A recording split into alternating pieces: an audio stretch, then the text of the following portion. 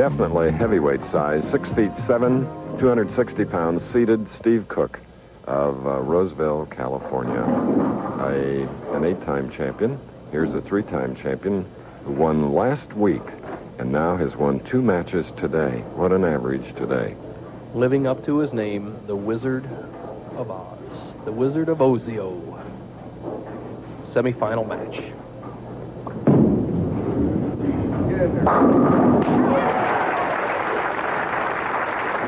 Same old story. Starting with a strike in the first frame. Once went with 6. Ended there. Pops that 6 pin out of the channel into the 10. Tremendous pin action. But here's the big guy. Probably the most determined, I think one of the toughest men to beat in professional bowling. Not only because of his size, but of his bowling ability and his attitude. He wants to win more than any player I've ever seen. That has left the 3 pin.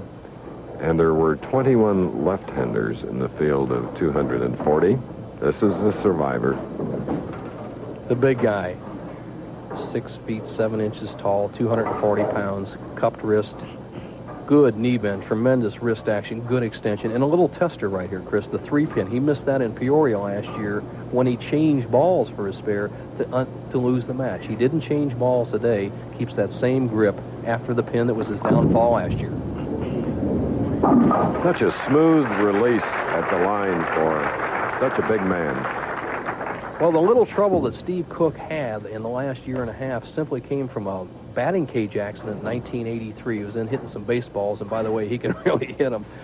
He had his hand hit, and his wrist and finger were broken. And finally, Larry Lichtenstein, who is the PBA expert in ball drilling, made an amazing bowling ball. Just quickly for the people that are into bowling, he has a 1 1/4 inch thumb, a 1/2 inch reverse away from the center of the ball, and 15/16 towards the palm, and foam in the back of the thumb hole. He's got all the help. It's always a thrill to watch left-handers. The way that ball arcs into the pocket, 1-2 pocket. Here it is. The angle of attack close to the channel, then the sharp break at approximately 45 feet down the lane drives all 10 pins in the pit. Going for a double.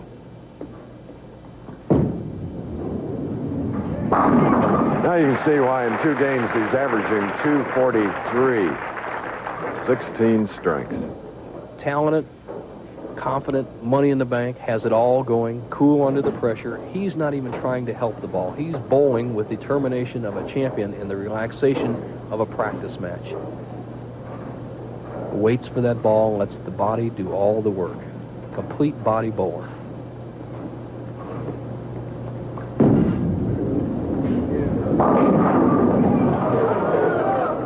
Seven pin for the first time on the left lane.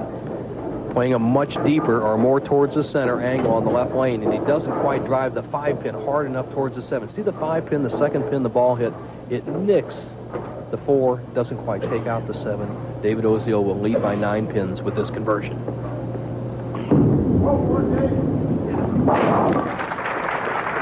All right. 9 pins separating these two, and the man trailing by 9 is Steve Cook, but he can take a lead by 1, shooting in the 3rd frame, strike up.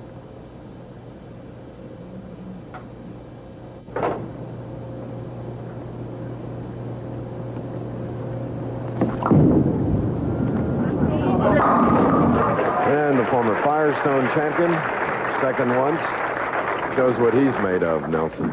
Just a great athlete, tremendous power, and he takes advantage of it. The full arm swing, and he lets that ball roll so smoothly off his hand at the foul line. That any one trouble that Steve Cook has had in his career out here on the Professional Bowlers Tour is an erratic release. He has it down better than I've ever seen before, and if he gets hot with that power, determination, and he's such a good disciplinarian on and off the lanes, he could be tough for years and years every week. Leads by 1, can take an 11-pin lead. Won the PBA National Doubles with his brother-in-law, Mike Albee, last year.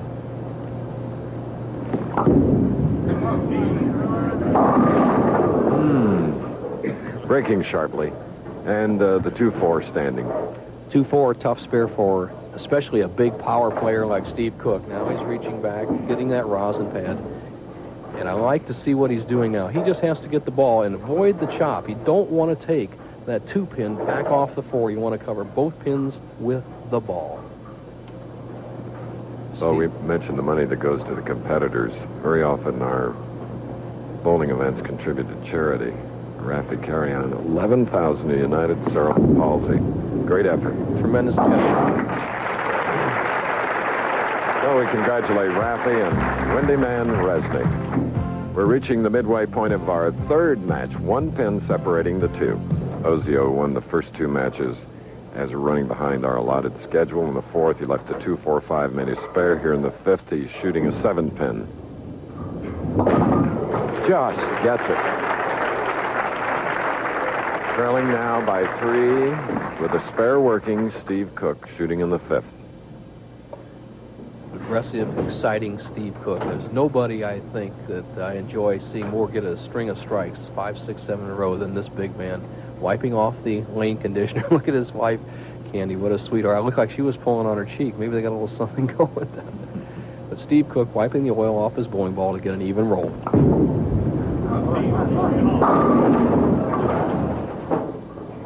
6 on the right lane for the lefty. Much more disciplined game this year by Steve Cook than I've seen in years past. He doesn't play as sharp a hook, and he's not throwing as hard. He thinks it's going to hold. It's going to hold. Give me a break on that 6-pin.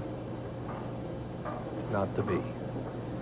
Conversion here. He'll lead by 2 pins after 5 frames. Semifinal match. His ability, it's hard to believe that his last singles title was in 1983.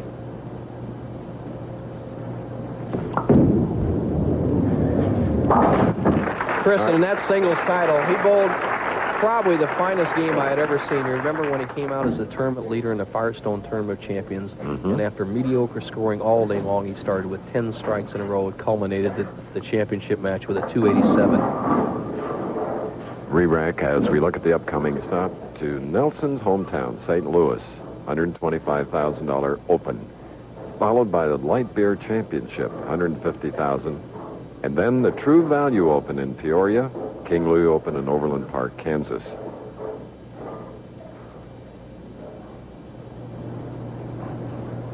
For Cook, 6 frame. Looked off to the right, just to make sure the camera men at the other end, the newspaper people, were not moving. Wanted that one the worst way. Spare up.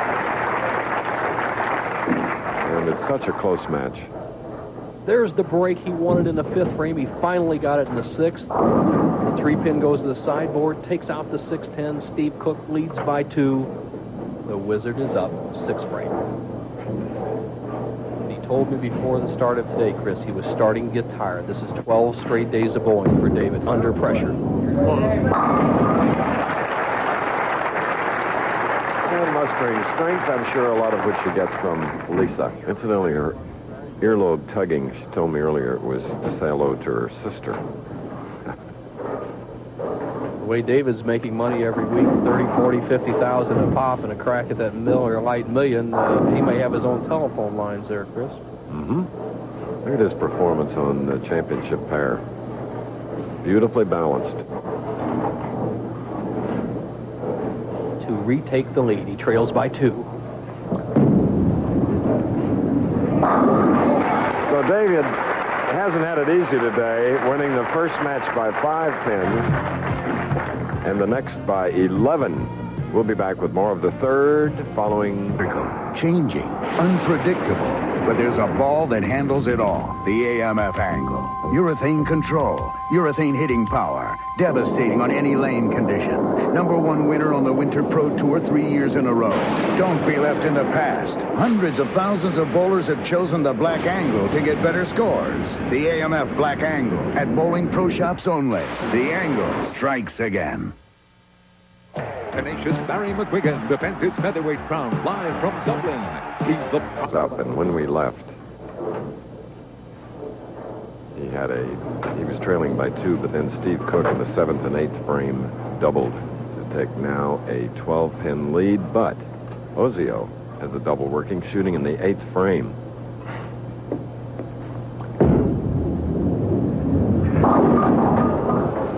2-4-5. There's a turning point in any match game, and it came right here in the 8th frame as Steve Cook went up and threw a double to take the lead. Ozio, needing to answer that double with another strike of his own to stay in the match, left the 2-4-5. Remember, he left that same combination, the 4th frame on the right-hand lane, converted easily. Once again, he needs this to stay in the match. Uh-oh. Got away from him. A little sticking at the line, but after 2 powerful victories, Trouble City. David Ozio, winner last week, and looking like he was rolling to another title, the U.S. Open, his first major this week. All of a sudden, 8th frame semifinal match, collapsed and went from right in the match to trailing by 29. He must strike on this ball.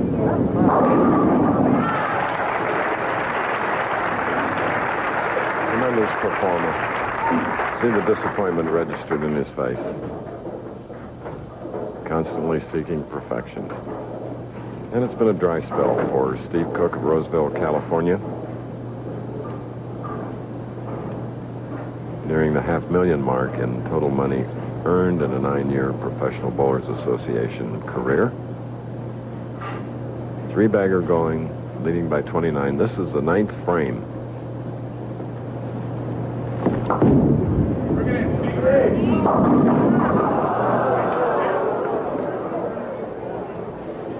Complexions. Candy Cook, she knows what that sound from the crowd means. She's trying to refigure the scoreboard, and here's what Steve Cook must do. He must just throw the ball over here at the 610 and make sure he covers the 2 pins. Don't really try to go for splits when they're straight across from each other like the 4-6. Keep up the pin count. How hard can he throw the ball, Nelson? Steve Cook, as hard as anybody wants out there. The average shot for the strike, Chris, is around 18 miles an hour. Steve Cook, if he wants to bounce it out, should go somewhere, and he can do it well close to 25 miles an hour. Let's see what he does. There it goes. Yeah, burned it. Oh! Talk about an all-out effort. A Mike Tyson knockout punch.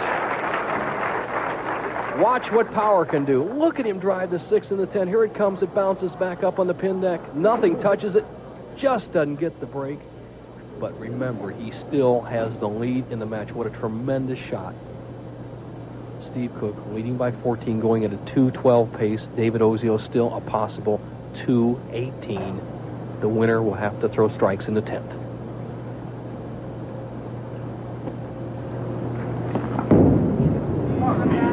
Well, there's one of the 2 he needs, +7. Pressure just comes down to these final shots. Amazing. 2 great clutch bowlers up there bowling in the semifinal match of the first major of the 1986 season, the U.S. Open. $38,000 first prize awaits the winner. This graphic tells the story. 1 strike and 7 pins to shut out Ozio. If he does not strike on this ball, Ozio can win it with 2 strikes in the 10th and 11th.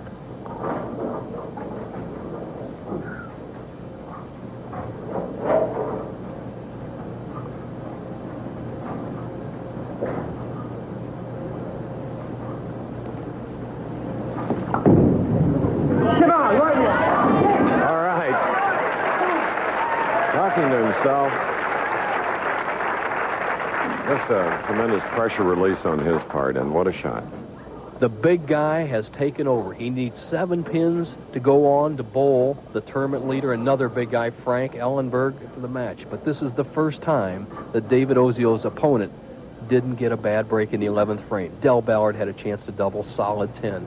In the next match, came up and had a chance to double, solid 10 again. So Brian Voss went the same way, but not Steve Cook. All right. More than enough. Shooting a 222 with 8 strikes. Ozio, who won